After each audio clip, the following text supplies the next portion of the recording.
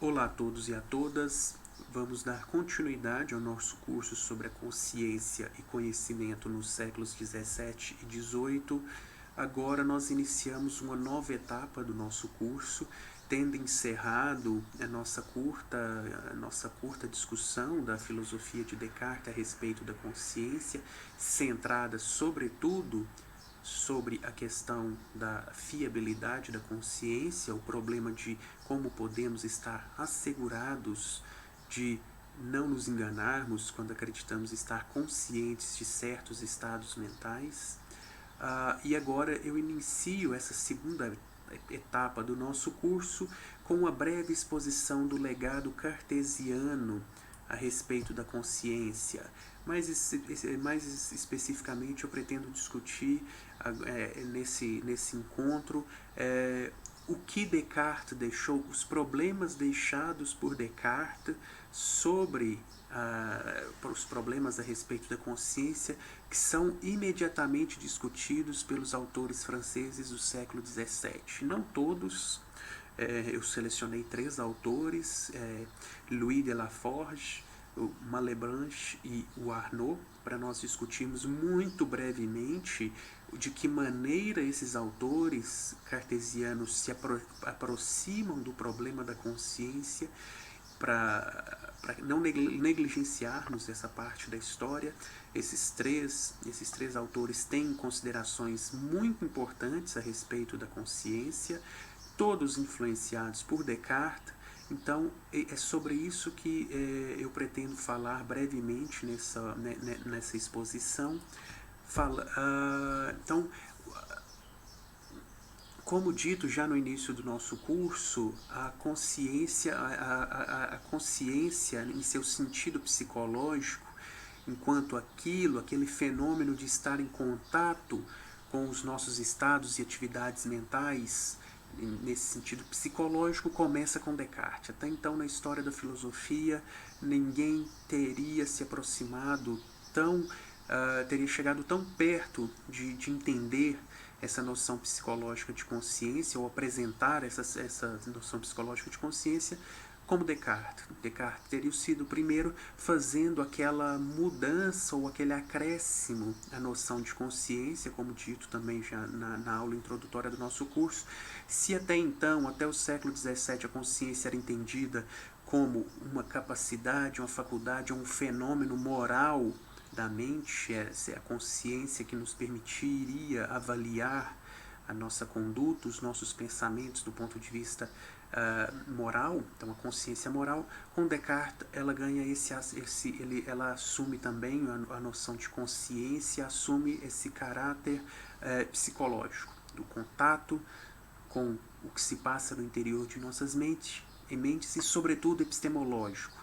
Isso é, que permite o conhecimento da nossa alma, ou dos conteúdos da nossa alma, dos fenômenos mentais. Então, enquanto alguns antigos e modernos anteciparam alguns aspectos dessa noção moderna de consciência, nesse sentido psicológico, uma mudança significativa ocorre no século XVII, e essa mudança começa com o filósofo francês. Então, isso nós vimos já no início do nosso curso, essa mudança, ou esse acréscimo, essa segunda compreensão da noção de consciência a partir do século XVII. E por Descartes, e foi sobre esse ponto que eu procurei discorrer a respeito da filosofia da consciência do Descartes. Para o Descartes, o papel da consciência é primariamente epistêmico. Então, ela torna certas coisas disponíveis à mente. Então, ela torna os estados mentais, as atividades mentais acessíveis para a mente humana.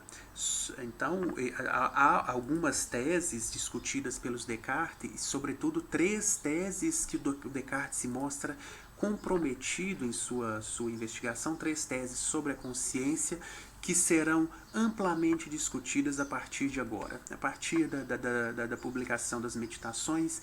E como visto já nas objeções, nós encontramos questionamentos a respeito dessas 3 teses sobre a consciência, que não são as únicas, mas são talvez as mais importantes.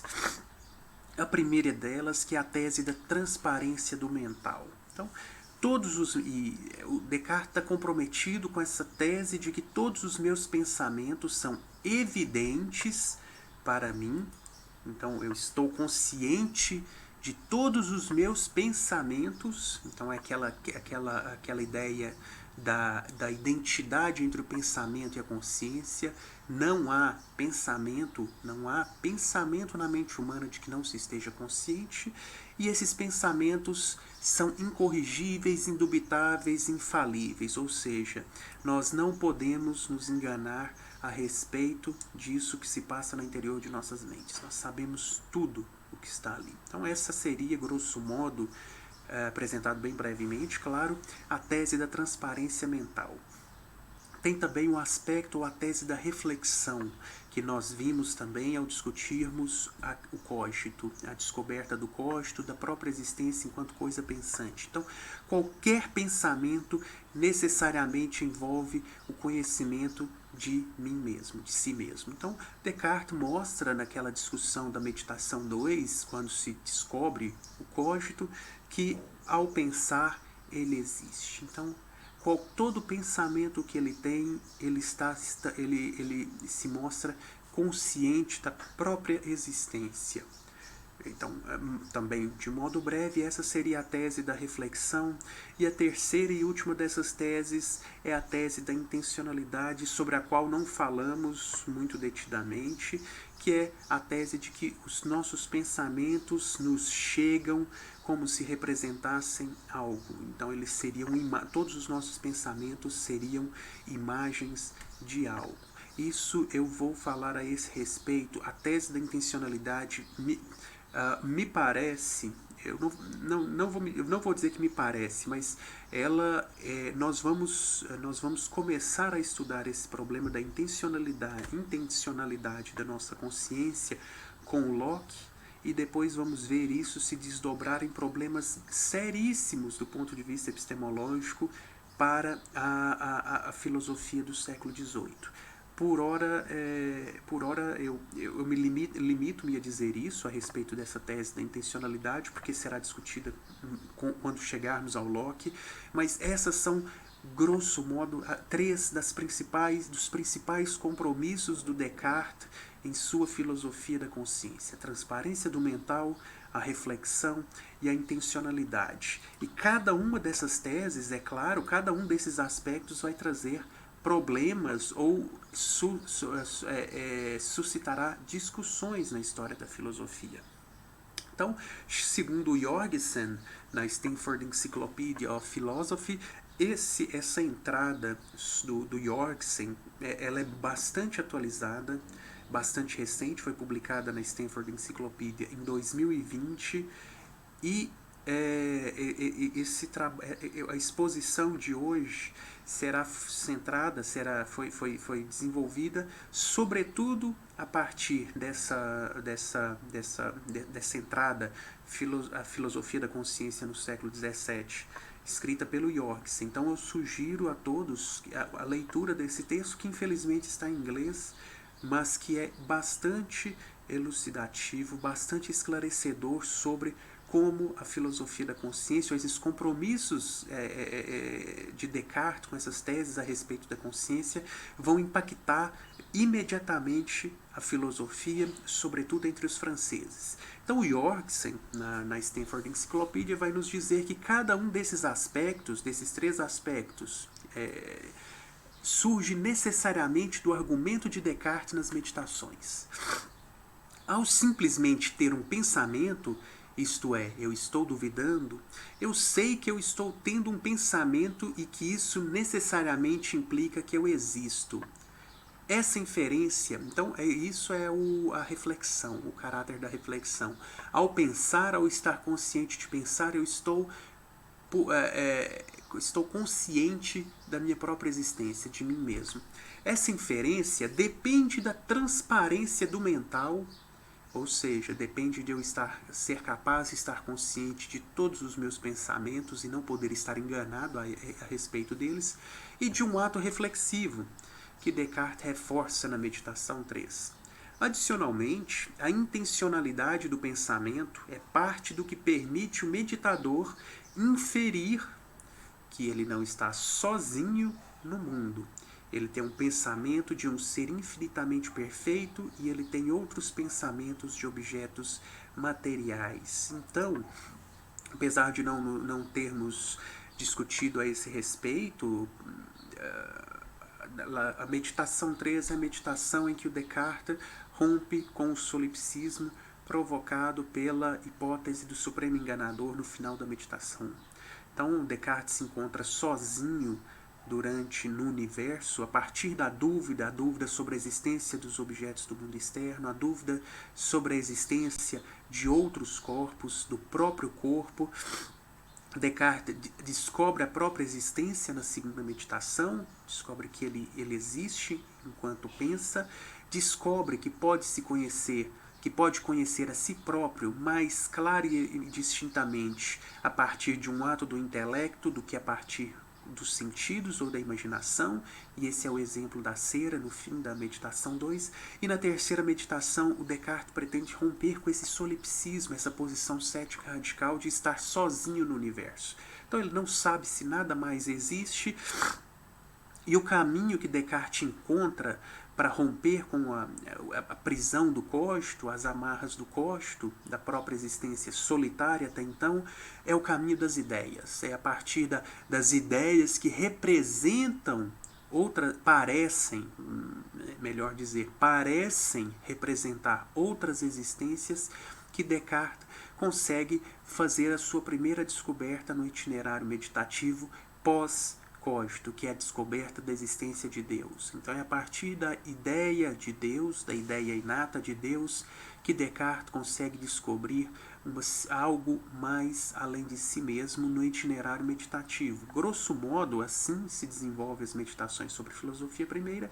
Então é a partir da intencionalidade, a partir da compreensão de que os pensamentos, nesse caso as ideias, estão dirigidas a algo, mais nesse caso a Deus, é que Descartes consegue romper com o solipsismo, consegue desenvolver o itinerário meditativo.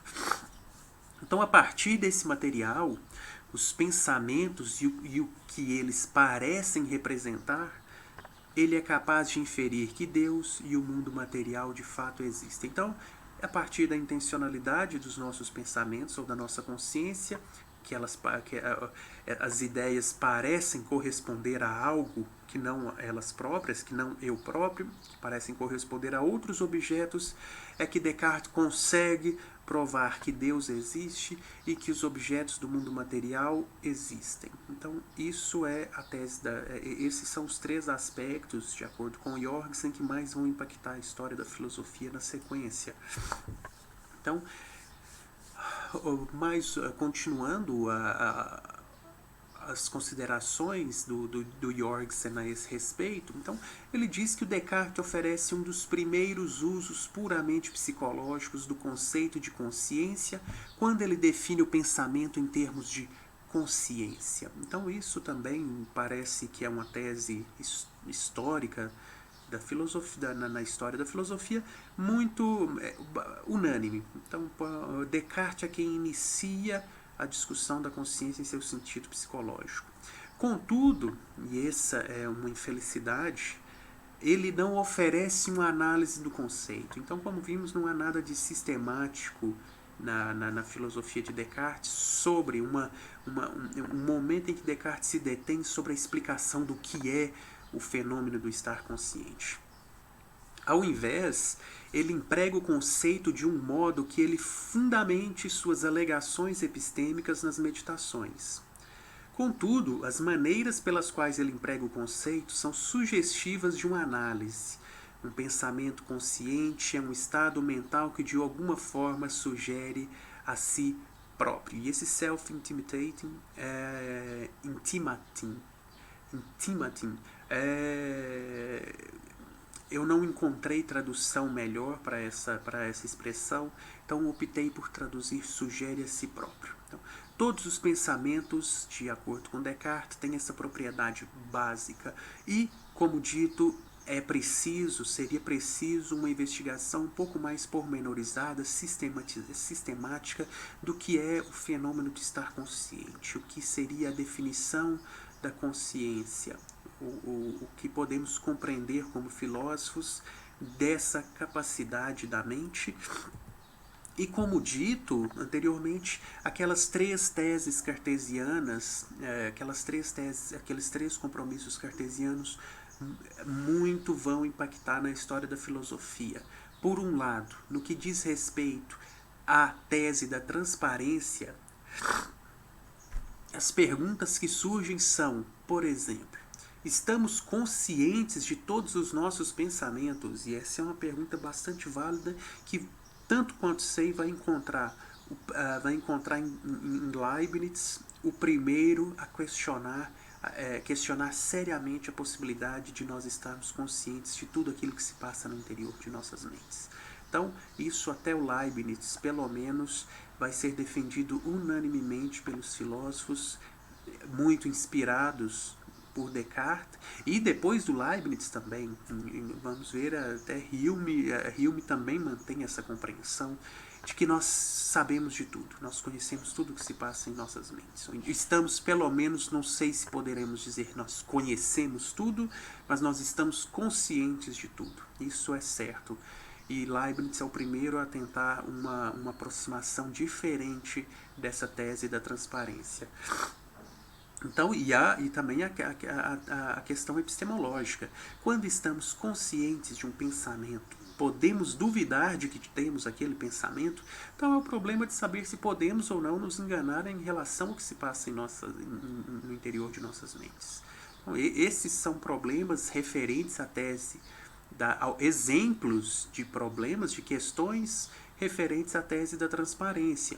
A tese da reflexão também traz algumas questões para a história da filosofia. A consciência é essencialmente constituída por uma percepção distinta da percepção original. Então, a consciência necessariamente envolve memória ou reflexão. Toda consciência é uma forma de autoconsciência. Então, como quis Descartes, ao estar consciente de um pensamento, eu também estaria consciente de mim mesmo. Então, essa é uma pergunta que vai ser, que eles precisarão, o legado cartesiano a esse respeito faz com que os autores se preocupem em responder questões desse tipo. E, por fim, o pensamento consciente é intencional, que é a terceira dos compromissos de Descartes. Então, todos os nossos pensamentos são representacionais. Qual a natureza da intencionalidade e qual é a sua relação com a consciência?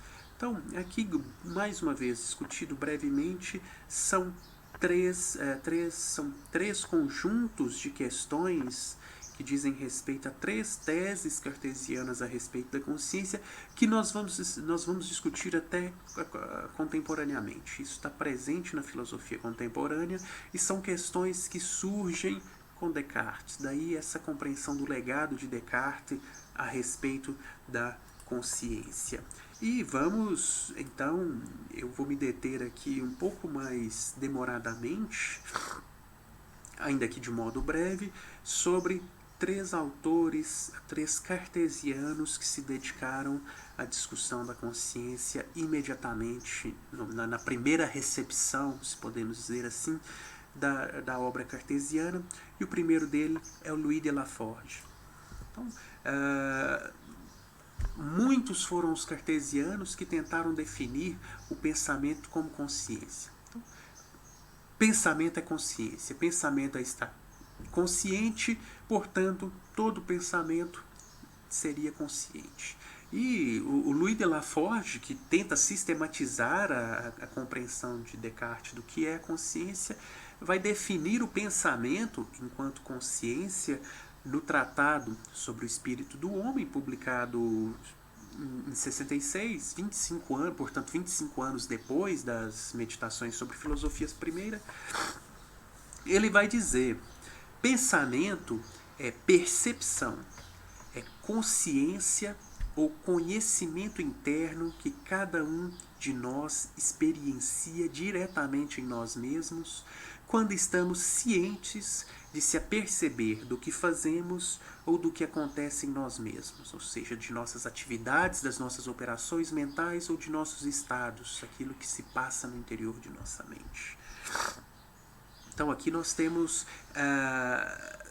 uma tentativa de compreender o fenômeno de conhecer o que se passa em nossas mentes a partir de novos termos, não só a consciência. Então, a natureza do pensamento consiste na consciência, no testemunho e sensação interior. E sensação interior já é um avanço muito grande do Laforgue em relação ao Descartes.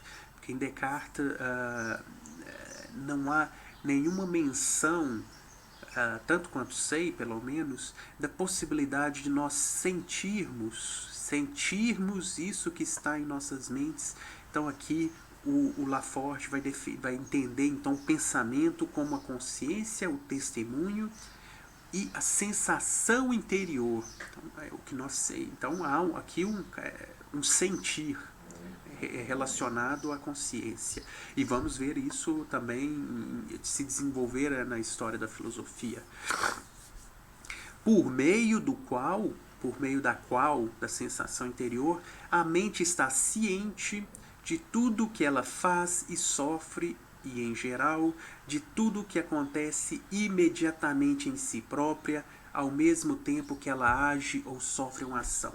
Então, tudo que a mente faz e sofre, todas as atividades e estados mentais, tudo, então, é a tese da transparência aqui, a tese da transparência do Descartes, influenciando a compreensão do Laforgue.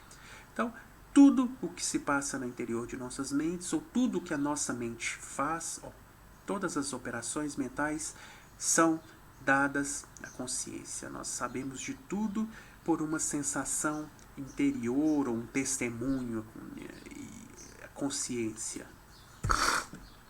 Então, Laforgue elabora a definição de Descartes, tratando esses termos como equivalentes. Então, percepção, consciência, testemunho e sensação interior. E o destaque, claro, é para essa sensação interior, como se houvesse um sentir, e nessa possível analogia que nós podemos fazer entre a consciência e os demais sentidos. Então, nós temos 5 sentidos externos que nos permitiriam conhecer os objetos do mundo externo.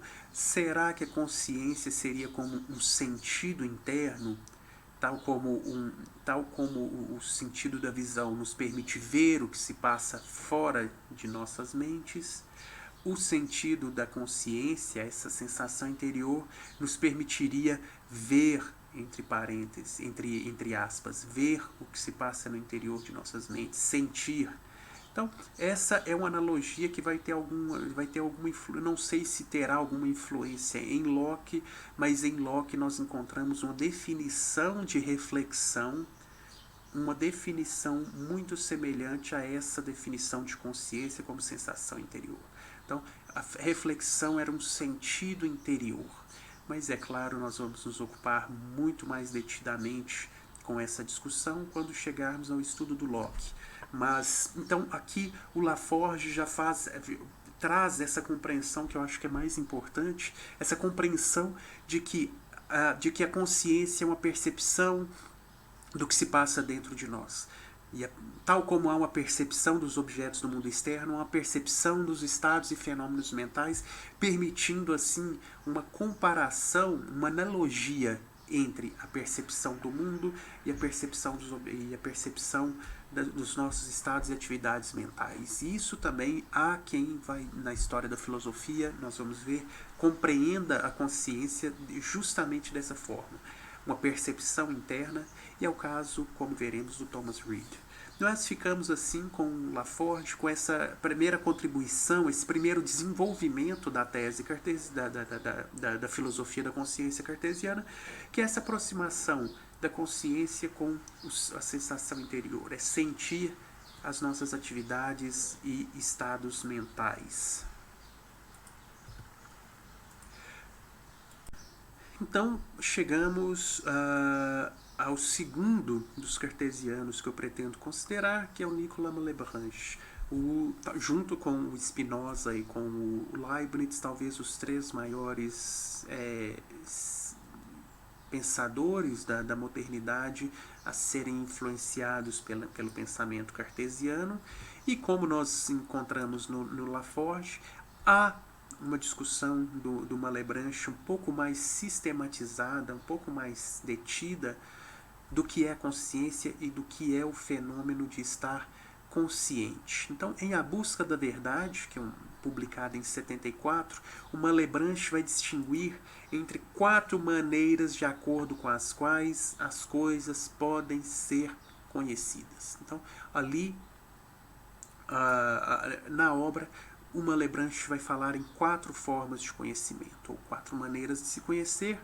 A primeira dessas formas de conhecer é nós conhecemos as coisas por elas próprias, ou por contato imediato. Então, a nossa mente entraria em contato imediato com essa existência. E a mente pode entrar em contato direto com Deus. Então, nós conhecemos Deus por Ele mesmo. Há também o conhecimento das coisas por meio de ideias. Então, o conhecimento das verdades eternas e dos objetos do mundo externo são mediados por ideias, ideias que representam esses objetos. Então, e a terceira maneira, que é a mais importante presentemente para nós, é o conhecimento por meio da consciência ou por meio da sensação interior. Então, que aqui o Malebranche, diferentemente do Descartes, diferentemente do Laforge, está classificando os tipos de conhecimento possíveis, as maneiras de se conhecer, e está dizendo que entre todas essas maneiras de conhecer, há um tipo de conhecimento específico que é devido à consciência, que é essa sensação interior, né? O sentimento do que se passa, do que está acontecendo dentro de nós. E o que nos surpreende, porque pelo menos me surpreende, porque nós estamos falando de um cartesiano, é que a consciência, diferentemente do que acontece em Descartes, não diz muito sobre a alma. Então nós não temos um conhecimento claro e distinto da natureza da alma.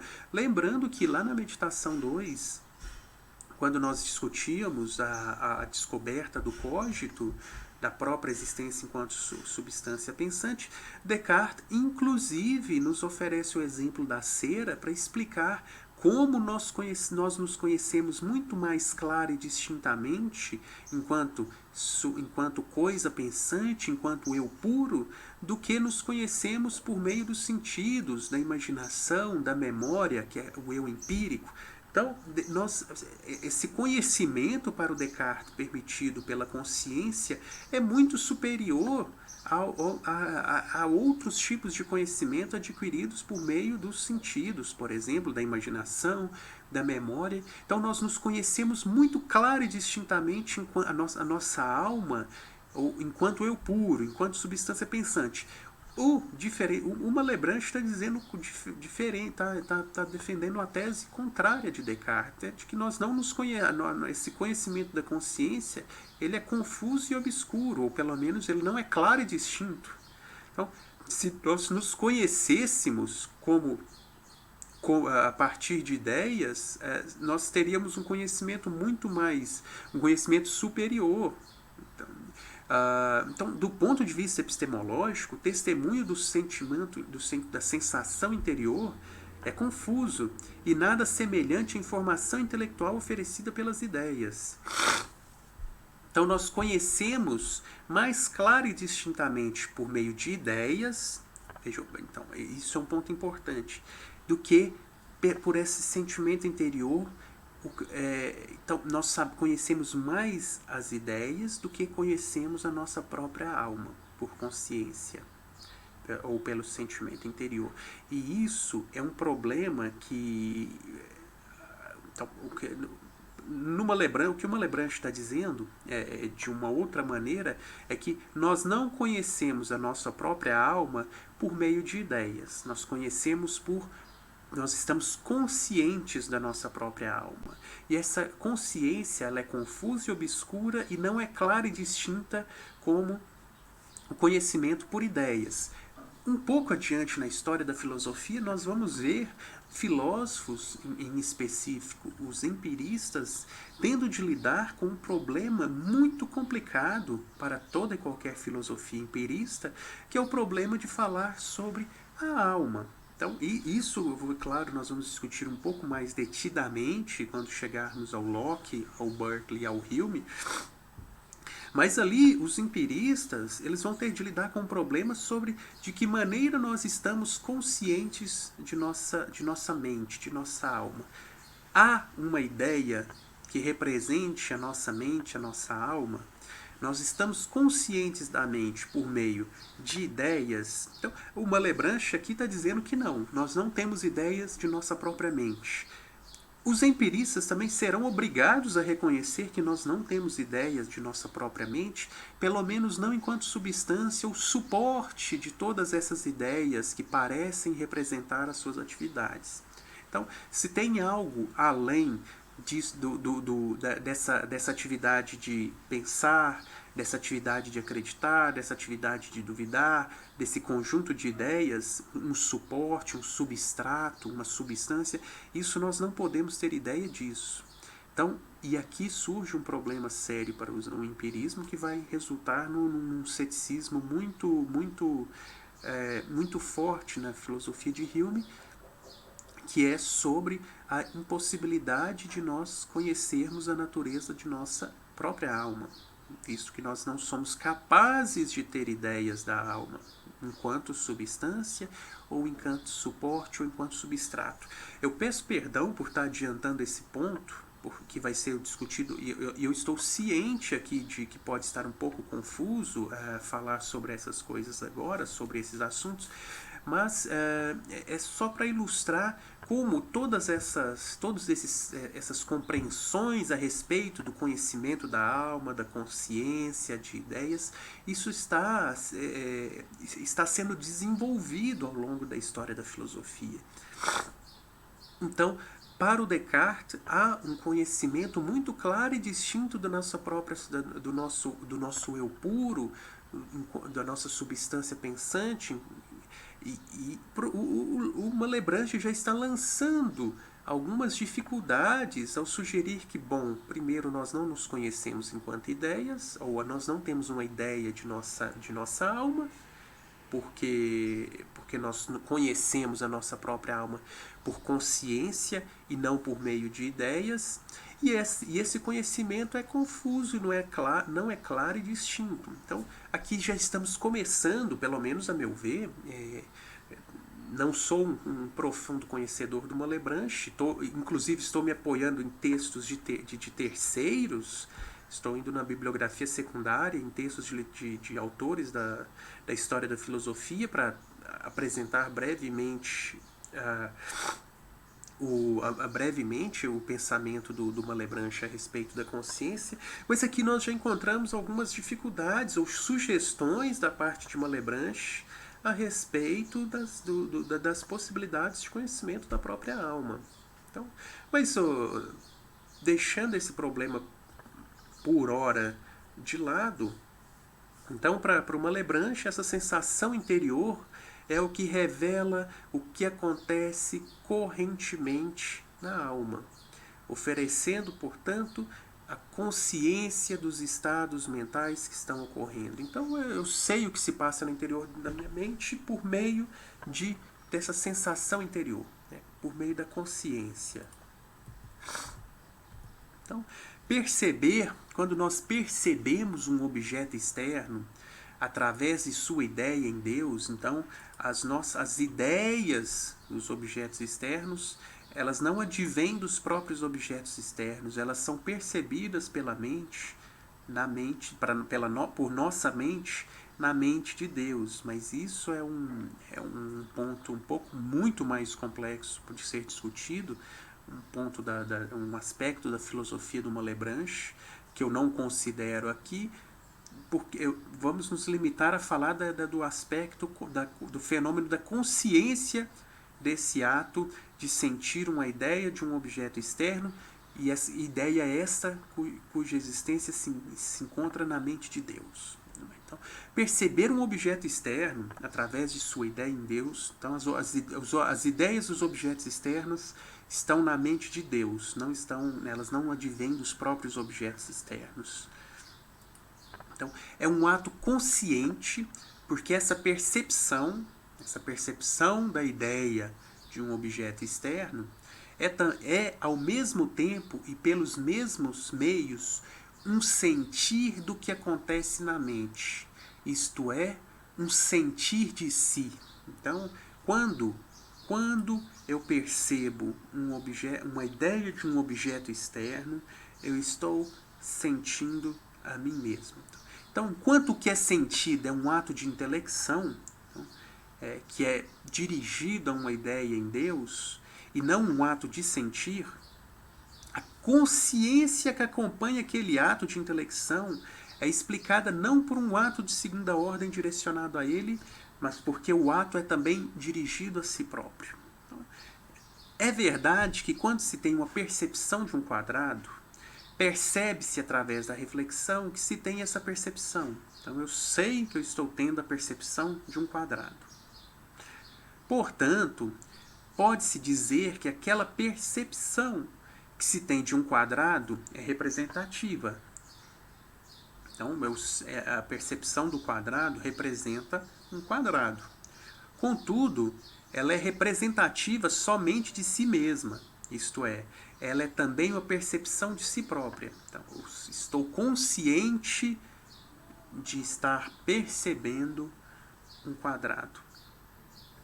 E isso através da consciência ou da sensação interior, e não através de uma ideia clara.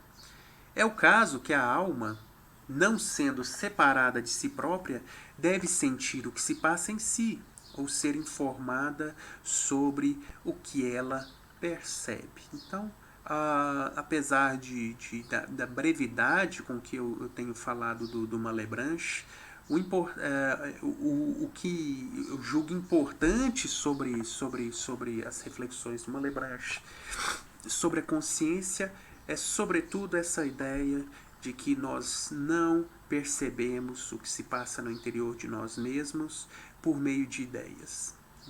Nós não temos ideias da nossa alma.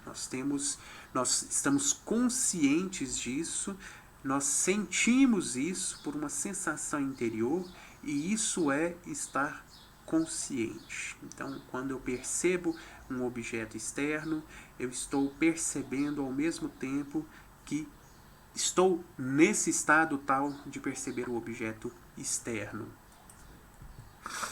Por fim, o terceiro dos cartesianos que eu gostaria de considerar é o Antoine Arnaud, célebre cartesiano que entre outras contribuições, é um dos autores da lógica de Port-Royal. Então, e o Arnaud, inclusive, o quarto conjunto de objeções às meditações sobre filosofia primeira são de autoria do Arnaud. Então, o Arnaud esteve muito próximo do Descartes, e grande parte do seu pensamento filosófico é reativo, é escrito em reação à filosofia de Descartes e à filosofia do Malebranche. E por isso eu deixei para considerá-lo por último. O Arnaud tem uma intensa e frutífera discussão com o Malebranche sobre a natureza das ideias, um problema que vai se desenvolver ao longo da história da filosofia também, desde o Descartes, que culmina no ceticismo, talvez o mais radical dos ceticismos do século XVIII, que é o do Hume, justamente a partir dessa compreensão de ideia. Mas o Arnaud, assim como o Laforde, como o Malebranche, também tem algumas reflexões a apresentar sobre a consciência. Então, embora comprometido com muitos aspectos da filosofia cartesiana, Arnaud não pretendia construir um sistema de filosofia. E é o que eu disse. Então, a sua filosofia, as suas compreensões, suas reflexões, acontecem enquanto ele se apresenta como crítico em polêmicas discussões com Malebranche e Leibniz, por exemplo. Em seu ataque aberto às principais obras de Malebranche, A Busca da Verdade e o Tratado da Natureza e da Graça, e principalmente em sua oposição à teoria das ideias, a teoria das ideias malebranchista, e a doutrina da visão em Deus, que é essa compreensão do Malebranche, de que nós vemos as nossas ideias, nós percebemos as ideias dos objetos do mundo externo em Deus, e não que essas ideias seriam advindas dos próprios objetos externos, mas é nessa discussão com Malebranche que o Arnaud procura apresentar a sua visão sobre a consciência. Então, Das Ideias Verdadeiras e Falsas, obra publicada pelo Arnaud em 83, ele apresentará a sua noção de reflexão virtual. Então, para que essa noção de reflexão virtual seria a chave para se compreender a noção de consciência do Arnaud. Então, cada ato perceptivo, toda atividade do pensamento, toda operação da mente é um ato consciente. Então, o Arnaud também parece estar comprometido com a tese da transparência. E esse ato perceptivo, essa operação, esse pensamento, todos esses pensamentos, eles são acompanhados pela consciência, pelo estar ciente. Então, não há estados mentais que não sejam conscientes. Então, Laforgue, Malebranche, Arnaud, todos eles compartilham da tese da transparência do mental, tese cartesiana. Ninguém pode perceber ou pensar em algo sem estar ciente de que se percebe ou pensa em algo. Então, o pensamento que nossa alma tem de si é uma característica constante da vida mental. Então, mais uma vez, me apoiando no Nadler e as passagens do Arnaud que o Nadler apresenta, o que quer que eu conheça, diz o Arnaud, eu sei que eu conheço por meio de uma certa reflexão virtual que acompanha todos os meus pensamentos. Então, o estar consciente é o que o Arnaud chama de reflexão virtual. Toda vez que eu penso, eu sei que eu penso, e aqui epistemologicamente. Então, nós sabemos que pensamos em virtude de uma reflexão virtual que acompanha todos os nossos pensamentos. Portanto, eu me conheço enquanto conheço outras coisas. Então, ao pensar sobre outras coisas, ao pensar, por exemplo, sobre os objetos do mundo externo, ao perceber os objetos do mundo externo, é que eu me conheço, porque estou tendo todos esses pensamentos sobre o externo são acompanhados de uma reflexão virtual que faz com que eu saiba o que se passa no interior de minha mente. Então, e por isso eu estou me conhecendo ao conhecer outros objetos. E com efeito, é primariamente isto que parece-me distinguir seres inteligentes daqueles que não são inteligentes. Os primeiros são conscia sui e sua e operationes. Os últimos não. Então, os seres inteligentes são conscientes de si e de suas operações por meio de uma reflexão virtual, e por isso eles se conhecem diferentemente de outros seres que não são inteligentes, porque eles não se percebem ao perceberem, ao entrarem em contato com outros objetos. Nosso pensamento ou percepção é essencialmente reflexivo sobre si, como é dito mais aptamente em latim, est sui conscia. Pois eu nunca penso sem saber que eu estou pensando. Eu nunca conheço um quadrado sem saber que eu sei disso. Então, eu não posso conhecer um quadrado sem saber sem estar consciente de conhecer o quadrado. Eu nunca vejo o Sol, ou para colocar a matéria para além de qualquer dúvida, eu nunca pareço ver o Sol sem estar certo que eu pareço vê-lo. E aqui nós encontramos aquela formulação para a qual chamei a atenção mais de uma vez, que aparece na meditação 2 do Descartes, que é essa separação entre o perceber, o ver, o sentir, e o parecer que se vê, o parecer que se sente. Então, lá no Descartes, ele fala a esse respeito num contexto em que ele está discutindo problemas de epistemologia. Ele diz, eu estou sentindo o calor de uma lareira, eu estou vendo uma lareira, estou vendo fogo na lareira, pode ser que não exista lareira, pode ser que não exista esse calor que está afetando os meus sentidos, mas que eu pareço ver e que eu pareço sentir, sobre isso eu não posso estar enganado.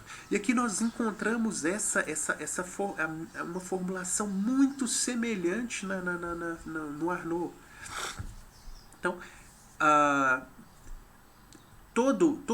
todas as nossas percepções dos objetos do mundo externo são acompanhadas por um ato reflexivo ou por um pareço que percebo. Eu conheço sempre, eu sei sempre quando eu estou sentindo, quando eu estou vendo, quando eu estou ouvindo. Então, pareço ver o Sol sem estar certo que eu pareço vê-lo. Ao mesmo tempo que eu concebo algo, eu sei que eu o estou concebendo.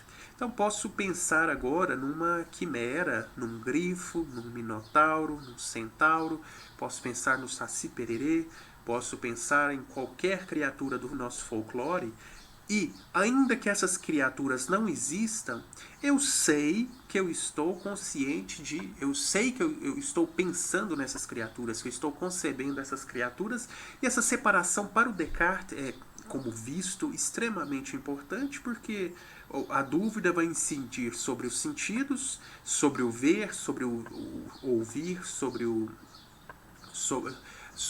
sentir, o ver, o ouvir, mas não vai incidir sobre o parecer que vê, que se sente, que ouve.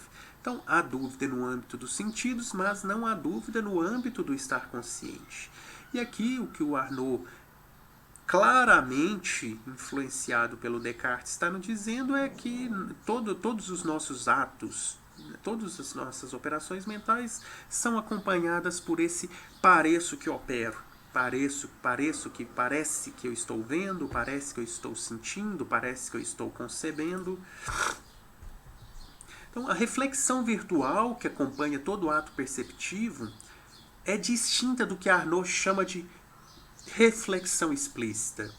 Um ato de percepção de segunda ordem dirigido ao primeiro e o tendo como objeto primário. Então nós temos a reflexão virtual, que acompanha todo e qualquer ato do pensamento, e nós temos a reflexão explícita, então, que é encontrada, nos diz o Arnaud, em todas eu lerei toda a passagem. Além dessa reflexão que pode ser chamada virtual, que é encontrada em todas as percepções, há outra, uma reflexão mais explícita por meio da qual examinamos nossa percepção mediante outra percepção.